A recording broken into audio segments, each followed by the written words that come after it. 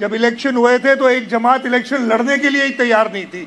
हमने मिन्नतें की कि इलेक्शन लड़ो, लेकिन कहा नहीं, हम हार जाएंगे। और मुझे साथ बिठा के गवाह बनाना चाह रहा था कि मैं 1100 अरब रुपए कराची के लिए ऐलान कर रहा हूँ। 11 रुपए भी नहीं दिए।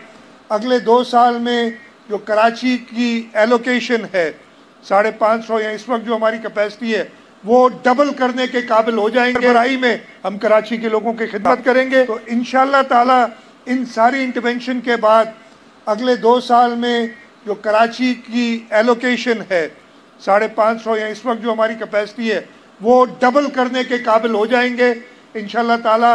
अगर आप लोगों का साथ रहा, जैसे आपने साथ दिया है पाकिस्तान पीपल्स पार्टी का, ये हमने देख लिया। जब इलेक्शन हुए थे तो एक जमात इलेक्शन लड़ने के लिए ही तैयार नहीं थी। इधर काफ़ी दोस्त मेरे बैठे हैं जिनको याद होगा कि उनकी मिन्नतें की थी कि भाई हम इसलिए नहीं कि तुमको जीतोगे, हम चाह रहे थे कि इलेक्शन के अंदर किसको ये ना कहे कि जी मैं नहीं लड़ सका। हमने मिन्नतें की कि इलेक्शन लड़ो, लेकिन कहा नहीं, हम हार जाएंगे, हम इलेक्शन नहीं लड़ेंगे। और इंशाअल्लाह ताला वो जो खला है वो इन कामों की वजह से, चेयरमैन बिलावल भुट्टो जरदारी साहब की कमिटमेंट कराची के लोगों के लिए, उसकी वजह से सदर आसिफ अली जरदारी जो हमेशा कराची के प्रोजेक्ट्स के बारे में मीटिंग्स भी लेते हैं और पूछते रहते हैं, इन सब की सरबराही में हम कराची के लोगों की खिदमत करेंगे। और मुझे पूरा यकीन है कि कराची के लोग भी उस जमात को जो सिर्फ बातें नहीं करती, जैसे अभी बताया गया था, मैं खुद उन दोनों मरलों से गुजर चुका हूं। जब एक बार एक वजीर आजम आए और उन्होंने कहा 162 अरब रुपए दे रहा हूं मैं, 162 रुपए भी नहीं दिए। फिर एक और आए, उन्होंने एक मीटिंग की गवर्नर हाउस में और हमें कहा चले जाओ।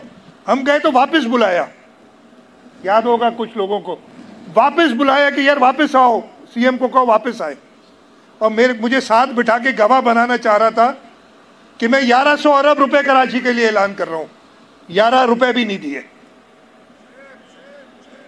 पाकिस्तान पीपल्स पार्टी ने वफाक से कराची के लिए ये K4 के मंसूबे के लिए पैसे लिए। ये पाकिस्तान पीपल्स पार्टी की हुकूमत थी जिन्होंने वफाक को ये कहा कराची में रोड्स बन रहे हैं जो साइट के अंदर, उसके लिए पैसे लिए।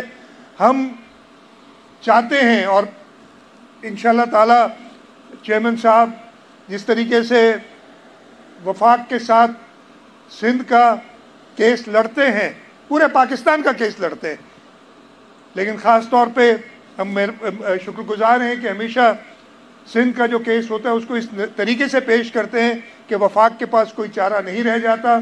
और इंशाअल्लाह ताला हम वफाक से पूरे सिंध का हक और कराची के लोगों के लिए उनका हक लेंगे। और उसका हमने शुरुआत कर दी है।